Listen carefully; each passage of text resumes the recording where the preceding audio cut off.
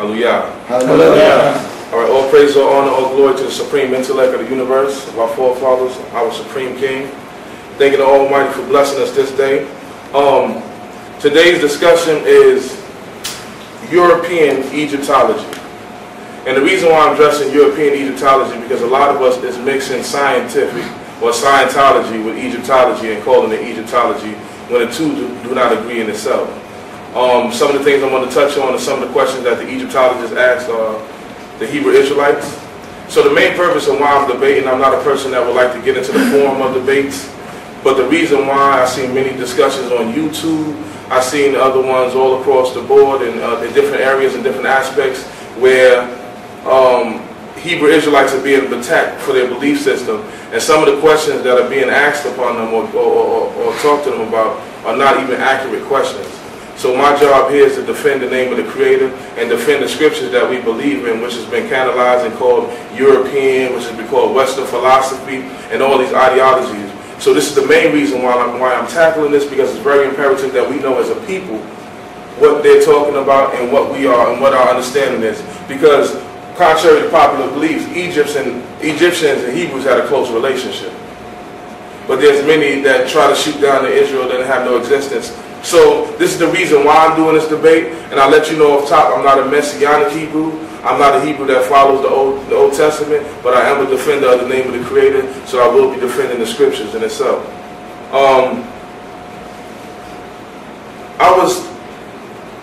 I'm late on doing this topic because I've been researching Egyptology and Sumerian history for years, and my discussion came forward to my brothers and sisters, and I should have been addressed it and put it out on YouTube.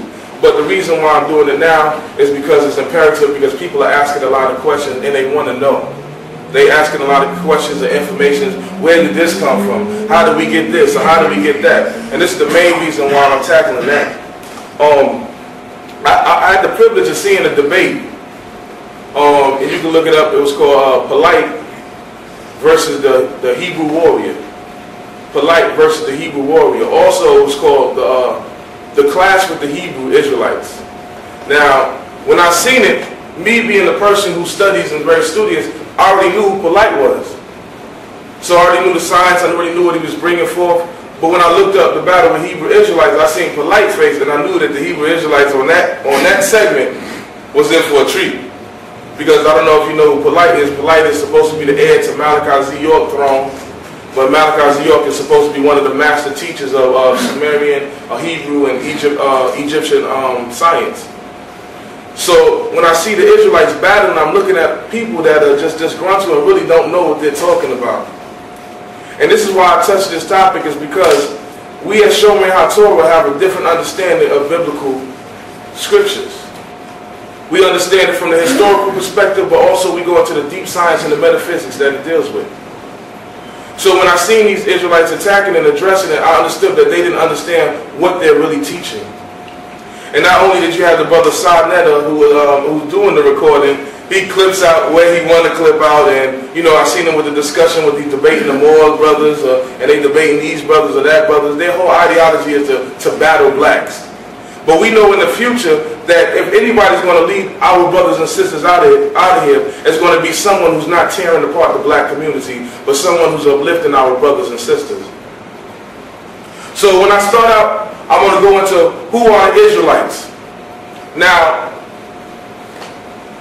some of the books I didn't bring because I've been dragging a whole bunch of things up here, but this is some of the books we're going to use. We have the Holy Scriptures.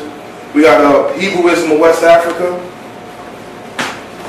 Babylon and Timbuktu, Wonderful Ethiopians of the Ancient Kushite Empire.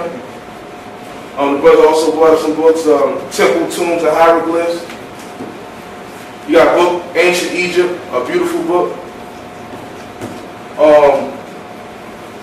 Egyptian Book of the Dead. You got the New Penguin Atlas in Ancient History, Josephus, the Black Handbook, and Egypt in Late Antiquity.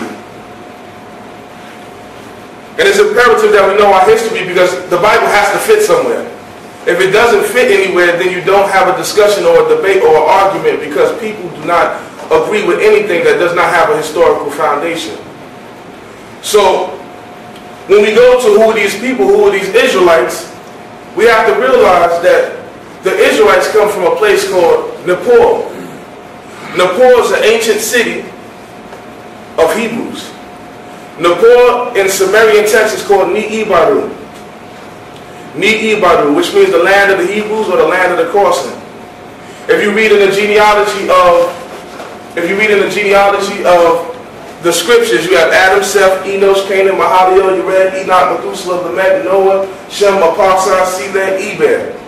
Eber is one of the forefathers, the ancient forefathers of Abraham. And we're going to get into Eber, right? But this place in Nippur was a global education system. Everybody would come to Nippur, which is in a city called Sumer. Sumer is your biblical Shinar. When you read in the plains where in Genesis 10 it talks about the lands of Shinar, this is this ancient city called Sumer. And in Nippur started to come up with calendars. They started looking at the sun circulation, they started looking at the circuit of the moon, how it rotates, and they started coming up with calendars. So later on, here comes a man called Tirhu. Tirhu is your biblical Terah. And in Sumerian text, and you want to reference anything I'm saying, you can look up Zechariah Sitchin, The End of the Days, or the Cosmic Code. And this is a lot of material from this. It's where Malachi Ziyot get a lot of his understanding from. But in it, there's Tirhu, who is an oracle priest. Tirhu leaves the city of Nippur and establishes the third. In the Bible, it calls it a Chaldea. But in that time of Abraham, there is no Chaldea. The reason why it calls it Chaldea at that time, because Genesis is one of the later books written inside of the scriptures. And I'll get into that a little later. But at the time of modern scholars of 600 BC, it was Chaldea then. But the that Abraham is actually coming from is the of Sumer, which is the third under a king called Namu. Namu was a Hamitic person of African descent, and we're going to get into that too. But what happens is he brought along with him Shemitic tribes, and they established a science. Now this is the grandest time that Sumer had. And one of the greatest things that they produced besides science and math was they were into selling coats of many colors. And we'll get into that. That's how you see it later on in our scriptures. You also see it with Achan when he takes the Babylonian garment. It also was a coat of many color because this was very expensive. But it was something that we did traditionally. So from the third, Tirhu, which is Terah, let's don't get it messed up, he is sent to Haran. You see where it correlates in the scriptures? From then he went to Haran. Haran just means caravans. It was shipping and transporting. And the reason why he was sent there to establish another a little a mini And he did that, he moved to Haran because Haran had a lot of grassland. And he moved his flocks there. So then Tirhu has a son called Abraham, which Abraham is the father of the Israelites. So when we're talking about proof, you have to go to Sumerian text to understand some of Hebrew text. Now when we understand that, to say that Hebrew writings and doctrines came from Sumer or is a copy or a replica of Sumer, that is kind of false because Israelites were part of the Sumerians. So in actuality, it's not that somebody stole or somebody took from an area or a civilization. It was because they were a part of the civilization. And the only thing that separated Abraham was Abraham wasn't into worshiping all the other deities. He was focused on the Creator. And I know my brother Asar back there, we in the Tree of Life class, the highest form of the Tree of Life is the one who creates all, and you avoid the other spheres, or you can tap into other spheres, but we tend to avoid it because of the positive and the negative influence to take us to another level. But we follow in the highest sphere, which is what the Creator represents. He represents the all-knowing. He is the creator of all. Now, Hebrews throughout the land later on were pushed into different captivities. They were taken into Babylon. When they were taken into Babylon, guess where the Israelites went back to? the city Nepal. You can look it up in all the Israelite captivities and look at them when they went back in Babylon. That's why when Israelites came back into the land, they didn't leave Nepal, because they was already what? Feeling like they at home. They already felt at home. So when they went into Nepal, they stayed there. Benny came back and built another temple. But when Israel was falling and the cities were collapsing, most Israelites were forced into Africa. And in this book, Hebrewism of West Africa, you'll see inside this book, which is a book by Joseph J. Williams, he shows you how all the Hebrews went into Africa and established their own kingdoms. So most African tribes that you know, you pick up a book and say Ashanti the Zulu. Ashanti is a Hebrew tribe. Ashan was the name of another name for Jerusalem. Ashanti, the Hebrew word, I am of Ashan, is what they call the districts of Jerusalem.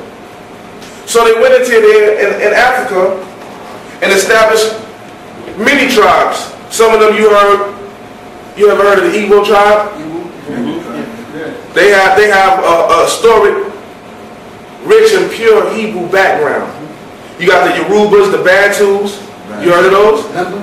Yep. Kafir, the Limba tribe, the Accra tribe, the Akan tribe, the Gribos, the Manubas, the Bos, the Congos. I can go on and on. And even one of our famous stories of a queen named Queen Kahina.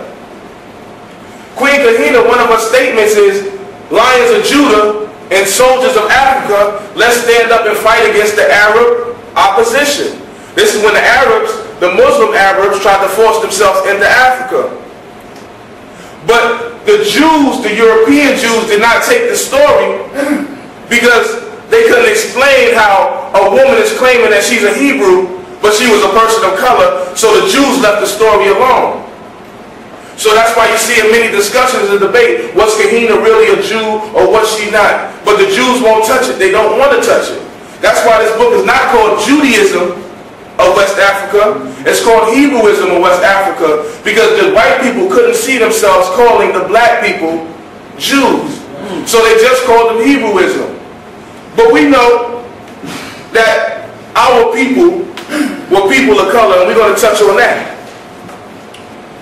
When you look at the Moorish expulsion, and you see our brothers, our Egyptologist brothers, they jump on the Moors and say, oh, the Moors is this, the Moors is that, and they love the knowledge of the Moors, but the Moors practice the laws of Musa. Musa is who? Moses. And they took the science that came from ancient Kemet and ancient Sumer, because they knew the science and they knew the history and they blended it together, but they won't tell you about that part.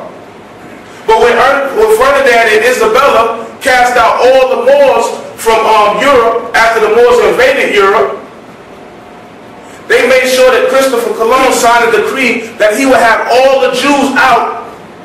And when I'm saying Jews, I'm talking about us, people of color. All the Jews out by Tisha B'Av, which is a Hebrew holy day or a fast day when it was the destruction of what? The temple. And then Christopher Columbus signed off on the expulsion of 300,000 Hebrews out of Spain. Some of them went to Principe, some of them went to Capo Verde, some of them went to Sao Tome, others fled. Some of them fled to Jamaica, Hispaniola, and you see this all in this book. Why do you think that Jamaicans and Rastafaris claim that they're from the tribe of Judah? See, all the islanders know about their Hebrew Israelite heritage. Not only that, the Native Americans, if you get into the Native Americans, they know themselves as being descendants of a people from a man who parted the Red Sea, and their descendants and their ancestors fled when they were being persecuted. Okay, I got it right here. Okay. Hey, also you see in this book that Babylon and Timbuktu, many places. You see it in many places.